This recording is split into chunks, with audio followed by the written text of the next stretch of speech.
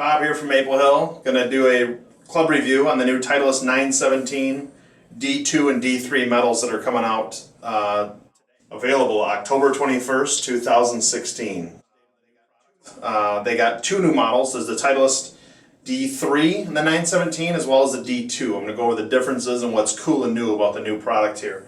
What they did is, from the 915, is they did keep the recoil channel, but you will see that it's going to be different. It's a little bit wider, a little bit further back. It gives higher ball speeds and less spin off the driver than what the 915 did. One of the biggest differences you're going to notice from the 917 to the 915 is this big tube in the back of the club head here. What that tube does is it stores a weight. This is what the weight looks like right here. Every driver is going to come with two different weights. One that's neutral, that just sits in there like such, and then another one that is heavy on one end. So if you flip it into the heel, it's draw bias. You flip it into the toe, it's fade bias.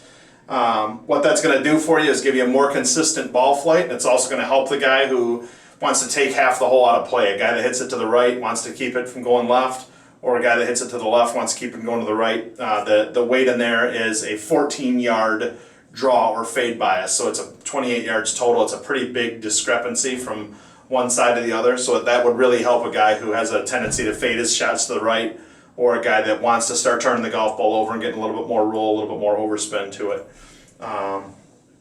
Really cool technology. The two different drivers you can see here are the D2 and the D3.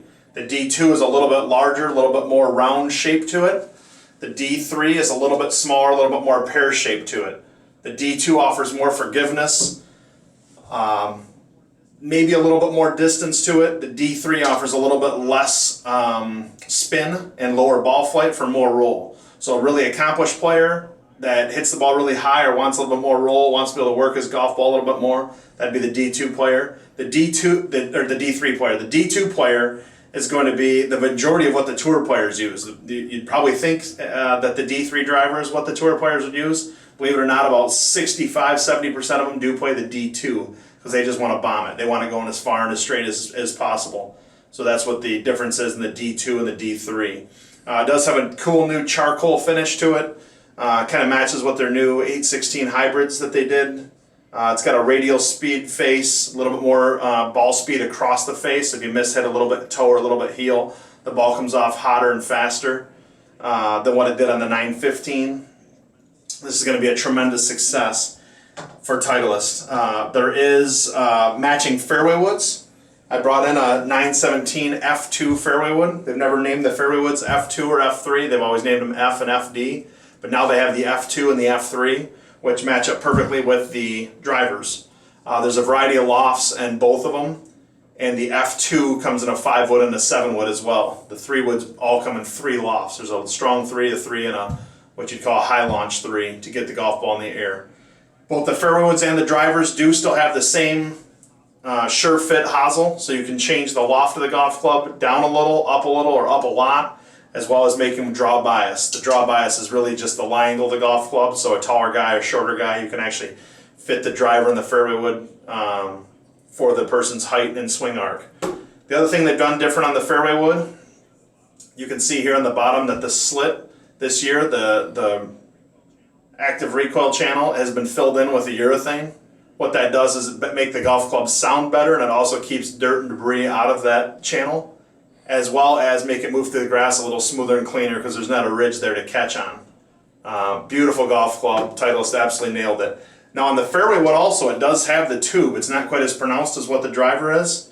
They call it the Sure Fit CG. And again, it's going to come with a Q-tip looking tube here. That's going to be neutral, and there's also going to be one that's draw or fade. So the fairway wood and the driver are different size tubes inside the head. So they're not interchangeable with each other, but they are interchangeable, and each fairway wood will come with 2, each driver will come with 2. One that's already in the head, and one that you get additional. The driver does come with a wrench, so you can adjust that out. And then there's going to be 5 new shafts that Titleist is offering on both drivers and as the fairway wood as well. The new Diamana, it's going to be the red board, which is lighter weight, a little higher flying, sells really well in regular flex, senior flex, and ladies flex. The Diamana blue board, which is probably the most popular. I'd say it is the most popular by far. This comes in regular flex, stiff flex, and there is an extra stiff. There's a Diamante whiteboard, which comes in stiff and extra stiff. And then there's 2 additional options that are brand new shafts to the market. One is called the Rogue Max. It's a little heavier, little stiffer version of what the Rogue that was out this past year.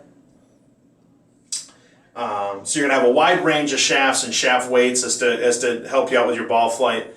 We will be doing fittings here in the launch kitchen, and this we've already done some. This club is tested out very, very well. This is going to be a winner for Titleist, and this is a great product.